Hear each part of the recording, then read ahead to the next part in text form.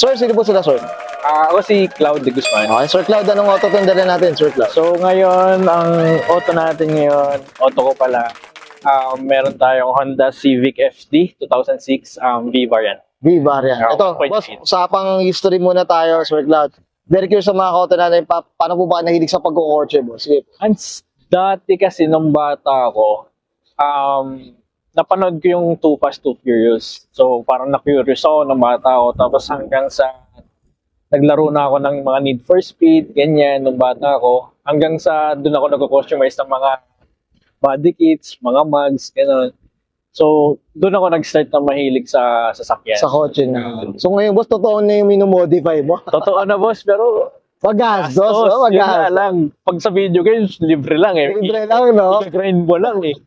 I-grade mo lang. Boss, gusto ko yung term mo na. Alam mo, mag-iipunan mo na yung pera na. Kakarera ka lang doon, tol. Okay na. Diba? Up tayo dyan, boss, sa mga gamers na ganyan, ha. Boss Cloud, syempre, di sa auto culture, okay na po ba? Check natin, loob, labas, makina, okay na po? Sige po. Okay na, okay. So, tara, check natin.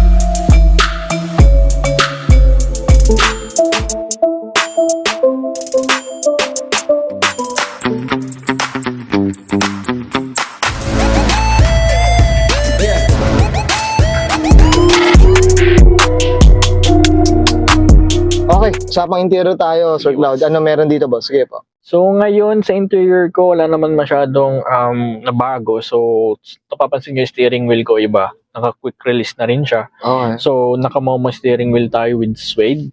Tapos naka-die tayo na plate horn. Tapos naka-quick release tayo na NRG. So Ooh, okay. yan siya. Yan, no?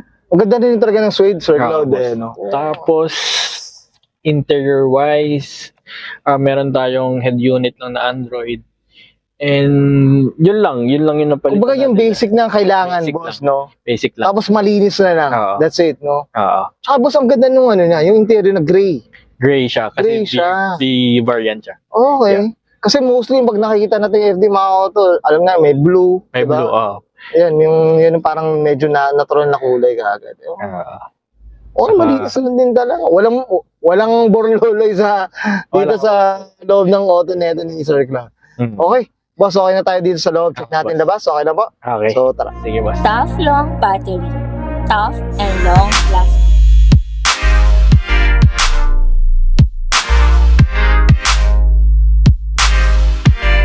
Okay. Sa pang-exterior tayo, Sir Cloud, ano meron dito, boss? Sige po. So ngayon, sa pangharap naman, so makikita nyo meron tayong projector headlamps. Oh. Pero papalitan natin siya ng stock.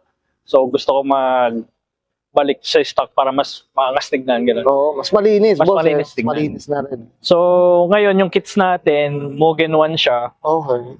Tapos yung mugs natin is... Ito na. Ito na ang nagtapos, mga ka-auto. So, Anong kwenta dito, boss? Sige po. So, ngayon, yung mugs natin, nakuha natin siya sa tropa. So, hindi ko na sasabihin yung presyo. Pero, ano siya, Advan Racing na RQ1. So, yung specs niya 18 by 7.5, tapos offset 42. So, makikita nyo na medyo labas siya na hindi. Dahil sa goma. So, hinabol lang ng goma yung fitment. So, yung... Ay, oh. So, kung makikita nyo, wala nang makakuha na kamay sa loob. Dahil sa goma, kasi sobrang lapad niya. So yung specs naman ng goma is 265, 35, 18s. Okay. 35 na to, boss? Boss. Grabe. Mumukha lang siya minty kasi nakalabas na siya. Kasi nakapasok yung nakapasok. Tapos nilagyan ko lang siya ng onting spacer na 10mm para kung sakali makahabol lang yung sa fender. Sa fender. Fitment din talaga nagkatalo eh. Boss, suspension pala natin, sir. So ngayon, yung suspension pala natin, meron tayong BCBR. Okay. So 8 by 10 yung ano niya, yung specs niya sa spring rate. Spring rate. Ganda, no?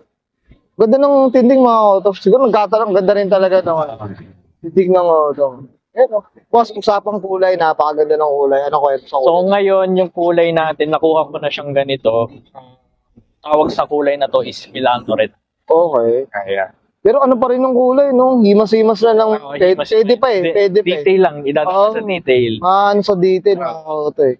Alam mo ano siya, Kung ba pwede. pwede pa siya. Alam mo, may kinang pa talaga ito kahit ako. Mas pa. Oo. Yeah. Pwede. Boss, mga salamin natin, ano ba? Tinted, tintless. Ngayon yung tint natin is greenish siya. Okay. Na clear tint. So nano ceramic siya. So hindi ko na makilala kung sino yung naglagay kung kaninong shop, pero greenish siya na nano ceramic. Oo. Na clear tint. Ito boss, sa mga skirt natin, ano ba? Napalitan na to. Nabili ko na siya ganyan, Meron pero na. Mugen 1 siya. Yeah. So set na rin talaga siya. Set na siya. Okay. Pwede mga auto.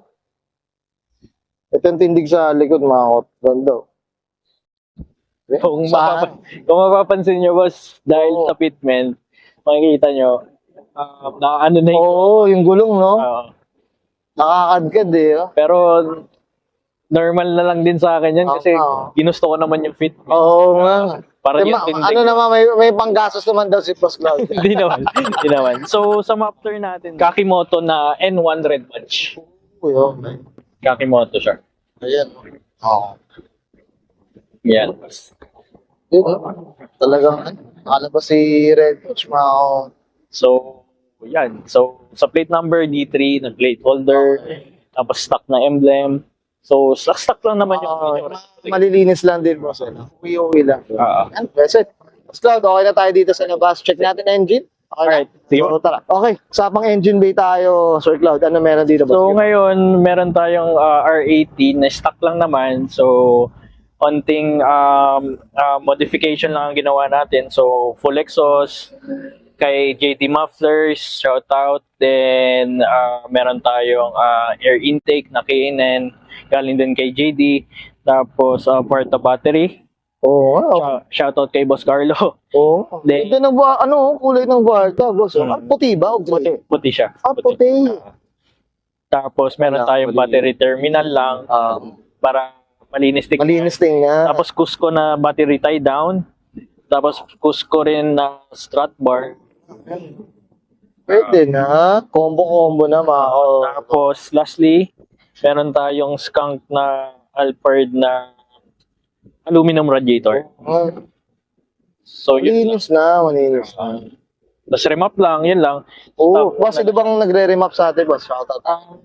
Sa ngayon, ang nag-tuner ko si Boss Rob. So, shoutout R-Spec Garage. Oo. Siya din na PPMS ng auto ko. Sakaling siya nag-aalaga lahat. Nag-aalaga. Inaalagaan niya. Well said. Up tayo dyan sa mga tumutulong sa atin. So, Cloud, ito, regarding ano naman tayo, syempre, consumption, maintenance, kamusta naman yung FD natin, boss? So, ngayon, consumption, kung ikukumpara ko dati, sobrang lala niya. Simula nung binili ko siya, umaabot yung consumption ko ng 4 to 5 city driving. Tapos pag long ride, siguro 9 to 10. Ganun siya kalala. Kasi hindi ko wala pa akong alam sa auto talaga nun. Kasi first car ko siya. Okay. Tapos ito, natono na ngayon. Yung simula nung natono na ni Boss Rob, ni Boss R-Spec, ngayon umaabot na siya ng 6 to 8 ng city driving. City na yun, boss, no? Tapos pag long drive naman, umaabot siya ng 13. Oh, grabe, malayo na. No? Uy, up tayo dyan, ha? Oo. Pwede tayo dyan, boss, ha? PM tayo dyan sa Pero nagtotoo. sakaling ngayon, dahil sobrang lala lang gas, ng gasolina. kaya hindi ko siya masyadong ginagamit eh. Siguro doon lang nagkatalawa. Presyo ng gasolina lang din talaga. Pag bumaba, siguro doon ulit, gala lang Pwede ulit. Oo. naman. Pero ang layo ng talon, no? Up tayo dyan, okay tayo dyan. Okay, Sir Cloud, okay na tayo dito, boss. Okay. Yan, thank you. Okay, guys, nakita natin interior, exhaust, engine bay. Siyempre, usapang na tayo. FD, mga auto, dito kay Sir Cloud. Di Guzman. Sir Cloud, siyempre, di mawala. Shout out na tayo, boss. Give a go. Alright. So ngayon, gusto ko lang magpasalamat sa mga kaibigan ko na inengganyo ako dito sa build ko ngayon sa FD ko. Shoutout ko sila Ralph, sila Sai, sila Cyro, sila Vincent, mga Zero Cloud. Tapos mga Team FD Tagig, solid. Punta naman tayo kung sino nag-ayos sa mga FD ko, sa Fitment, sa PMS. Shoutout kay Kuya Rob sa R-Spec. Thank you kasi inalaga mo yung FD ko. Sa Fitment naman, dalawa yon, si Boss Osh sa Classical, pati kay Boss J-Lo, kay Boss Jan. Oo, up tayo dyan. Ang babait ng mga tao na yan, boss. Up tayo dyan. Okay. Sir Cloud, okay na, boss? Boss Advisor and Sir Cloud, biggest man, class 2006 usapang Honda Civic FT, usapang 1.8 V variant mga kautoy. This is Auto Culture.